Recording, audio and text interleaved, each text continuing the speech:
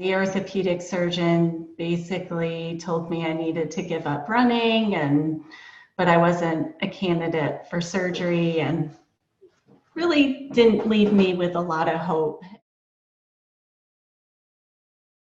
I would occasionally get knee pain, and I always equated it to, oh, I need to change my sneakers. And when I would get new sneakers, it kind of went away. But I suspect maybe it was gradual, but I remember a specific run we were on, and I started to feel a little bit of pain. But then, at one point in time, I couldn't go on.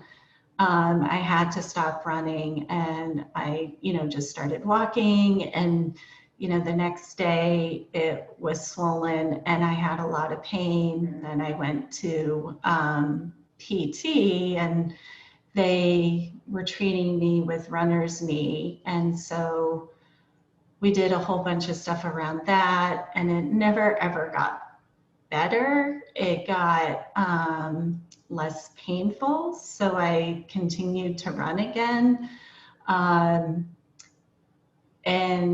But then, right, like it got to the point where I couldn't run.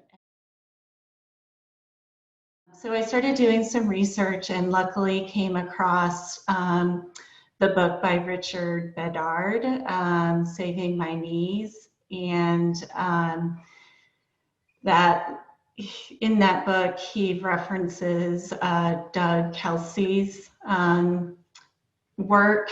And so then I read Doug Kelsey's ebook, which mentions Laurie and her contact information.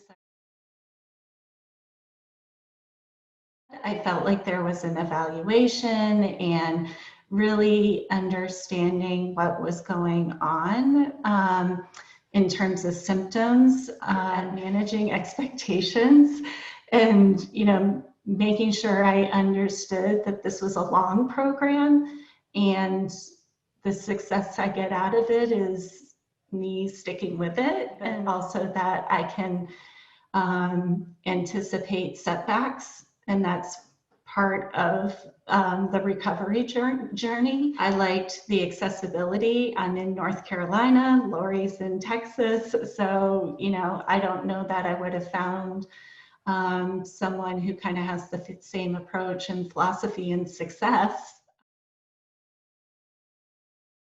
Absolutely, it's the fact that I'm back to running.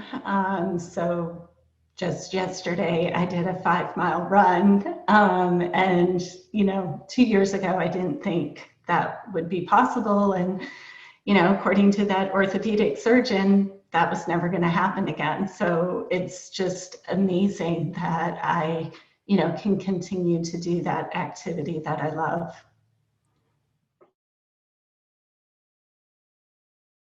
How to keep my knee healthy and what I need to do to ensure that I can continue a lifelong running and being active, right? Like, so not just running, but how do I continue to go for hikes? How do I continue to do stand-up paddleboarding? And really understanding how I need to balance all those activities and not flare up my knee again, or ensure that I'm taking care of the health of the knee, but also doing those things that I enjoy. I think, there might be some people that take pause because of the cost. And, I would recommend that they kind of, divide out the cost by the number of years that they want to do this activity or to be pain-free. Because when I looked at it through that lens, the cost was minimal. When I looked at it from a day-to-day, or I would love to be running again 2 times a week, 3 times a week, divide that by the cost over my 30-year lifetime that I want to continue to be running and hiking, the investment made a lot of sense.